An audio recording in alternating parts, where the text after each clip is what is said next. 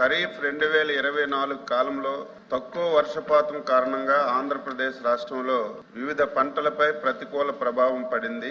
రాష్ట్రంలోని మండలాల్లో ప్రభావ సూచికలను కరువు ప్రకటించడానికి మరియు తప్పనిసరిగా అంచనా వేయడానికి విశ్లేషణ చేయడానికి రెవెన్యూ శాఖ అధికారం కలిగి ఉంటుంది. కాబట్టి సమాచారం రెవెన్యూ శాఖ అందుబాటులో ఉంటుంది. సి ప్రశ్నకు సమాధానం అవునండి. డి ప్రశ్నకు సమాధానం 29/10/2024 తేదీన GOMS నెంబర్ 15 రెవెన్యూ విపత్తుల నిర్వహణ శాఖ ఖరీఫ్ సమయంలో కరువు పీడిత ప్రాంతాలుగా ప్రభుత్వం 5 జిల్లాల్లోని 54 మండలాలను ప్రకటించింది. అవి అన్నమయ్య, చిత్తూరు, శ్రీ సత్యసాయి, అనంతపురం మరియు కర్నూలు జిల్లాల వారీగా ఈ క్రింది విధంగా ఉన్నాయి. అన్నమయ్య జిల్లాలో 19, చిత్తూరు జిల్లాలో 3, శ్రీ సత్యసాయి జిల్లాలో 3, అనంతపురం జిల్లాలో 2, కర్నూలు జిల్లాలో 2, మొత్తం 27. 54 జిల్లాలు మొత్తం 54 మండలాలు కరువు మండలాలుగా ప్రకటించాం. ఎందుకంటే అన్నమయ్యలో తీవ్రమైనటువంటి కరువు 19 ఉన్నాయి, చిత్తూరులో తీవ్రమైనటువంటి కరువు 3, సాధారణ కరువు 16 ఉన్నాయి, సత్యసాయి జిల్లాలో తీవ్రమైనటువంటి కరువు 3, సాధారణ కరువు 7 ఉన్నాయి, 10, అనంతపురం జిల్లాలో తీవ్రమైన కరువు 2, సాధారణమైన కరువు 5, 7 మండలాలు ఉన్నాయి. కర్నూలు జిల్లాలో సాధారణ కరువు 2 మండలాలు ఉన్నాయి. అదేవిధంగా మొత్తం 27 తీవ్రమైనటువంటి కరువు మండలాలు, సాధారణమైనటువంటి కరువు మండలాలు 27, మొత్తం 50 మండలాలు కరువు మండలాలుగా ప్రకటించడం అయింది. అధ్యక్ష, కడప జిల్లాలో జిల్లా కలెక్టర్ గారు నివేదిక పంపించారు. అవి కరువు మండలాలుగా ప్రకటించలేదని చెప్పి సభ దృష్టికి తెచ్చారు. అధ్యక్ష, జిల్లా కలెక్టర్స్ నివేదికలు పంపించినప్పటికీ ఇక్కడ డిజాస్టర్ మేనేజ్మెంట్ కేంద్రం రాష్ట్రం కలిసి కొన్ని గైడ్ లైన్స్ ఇచ్చాయి. ఏ మండలం కరువు మండలంగా ప్రకటించాలి, ఒక 5-6 పారామీటర్స్ అన్ని కూడా చూసిన తర్వాత కలెక్టర్ గారులుగా పంపించినటువంటి నివేదికల ఆధారంగా కరువు మండలాలు ప్రకటిస్తారు. అధ్యక్ష, ఏదేమైనా సరే మరొకసారి కడప కలెక్టర్ గారు పంపించింది నేను ప్రత్యేకంగా చూసి ఆ నిబంధనలోకి వస్తే అక్కడ కూడా న్యాయం చేస్తాం. రెండవది సభ్యులు చెప్పింది రెయిన్ గేజ్ల. అధ్యక్ష, నేను మంత్రిగా బాధ్యతలు తీసుకున్న తర్వాత జిల్లా కలెక్టర్లతోని వ్యవసాయ శాఖ అధికారులతో ఒక వీడియో కాన్ఫరెన్స్ తీసుకున్నాను. చాలా మంది పెద్దలు ఉన్నారు. రెయిన్ గేజ్ అనేది ఎప్పటికప్పుడు మనం సర్వీసింగ్ చేయాలి, దానికి ఎప్పటికప్పుడు రిపేర్ చేసి అవి ఎప్పుడు అందుబాటులో ఉంచాలి. అధ్యక్ష, దురదృష్టం ఏమిటంటే లాస్ట్ 5 years ఎక్కడ కూడా అధ్యక్ష ఒక్క రెయిన్ గేజ్ అయితే పనిచేసిన పరిస్థితి లేదు. మళ్ళీ నేను సపరేట్ గా దానికి కొన్ని నిధులు ఇచ్చి 2 months లో మళ్ళీ అన్ని కూడా పనిచేసే విధంగా చర్యలు తీసుకున్నాం. అధ్యక్ష, ఇప్పుడు సభ్యులు చెప్పినట్టుగా వర్షపాతం కూడా ఒక ఊర్లో ఒక వీధిలో పడితే రెండో వీధిలో పడడం లేదు, ఒక మండలంలో ఒక దగ్గర ఎక్కువ పడితే ఒక మండలం పూర్తి పడడం లేదు. దీనికి కూడా కొత్తగా ఇప్పుడు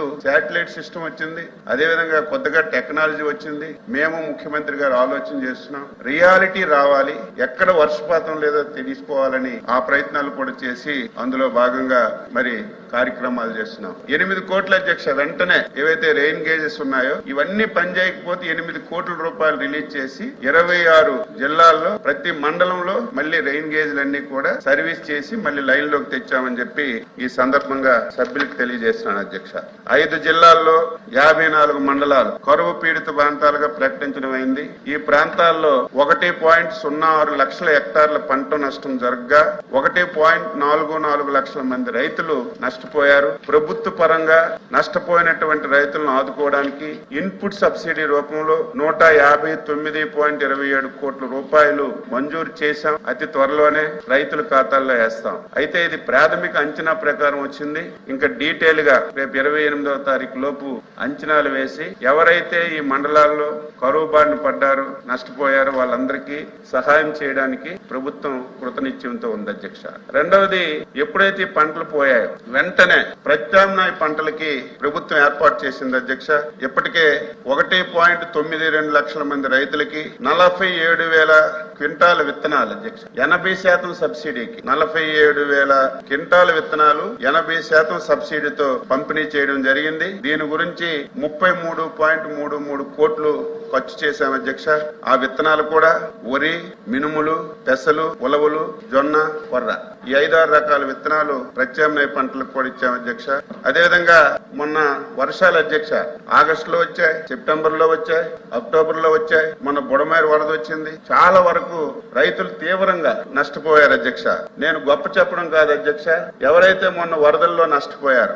15 రోజుల్లో సర్వే చేసి అది కూడా ఒకరికి వచ్చిందని ఒకరు రాలేదని తేడా లేక ఒక స్పష్టమైనటువంటి హ్యాప్ పెట్టి ప్రతి ఒక్కరికి అందులో నమోదు చేయించాం. చేశాం, గ్రామ సభల్లో చదివాం. ఎవరైనా మిగిలితే మళ్ళీ యాడ్ చేసి 20 రోజుల్లో అధ్యక్ష 320 కోట్ల రూపాయలు నష్టపోయినటువంటి రైతుల ఖాతాల్లో వేశాం. వేయడమే కాదు అధ్యక్ష, ఆంధ్రప్రదేశ్ లో వ్యవసాయం ఎలా జరుగుతుంది? పేరుకి రైతుమే, కానీ కౌలు రైతులు వ్యవసాయం చేస్తున్నారు అధ్యక్ష. పంట పెట్టింది కౌలు రైతు, పెట్టుబడి పెట్టింది కౌలు రైతు, కానీ కౌలు రైతుకి ప్రభుత్వం ఇచ్చిన పరిహారం అందడం లేదు. కౌలు రైతుకి ప్రభుత్వం ఇచ్చినటువంటి ఏ నష్టపరిహారం అందడం లేదు. దేశ చరిత్రలో ఫస్ట్ టైం అధ్యక్ష, మొన్న ఇచ్చినటువంటి 320 కోట్లలో 80% కౌలు రైతులకు ఫస్ట్ టైం నేరుగా డబ్బులు ఇచ్చినటువంటి పరిస్థితిని ఒకసారి సంతోషంగా నేను చెప్పదలుచుకున్నాను. దయ ఉంచి ఈ రోజు ఈ కార్యక్రమాలన్నీ చేస్తే ఇంకా మొన్న అక్టోబర్ లో కూడా వర్షాలు పడడానికి ప్రభుత్వానికి అభ్యంతరం లేదని చెప్పి మీ ద్వారా సభ్యులకి రాష్ట్ర ప్రజానీకానికి తెలియజేస్తున్నాను.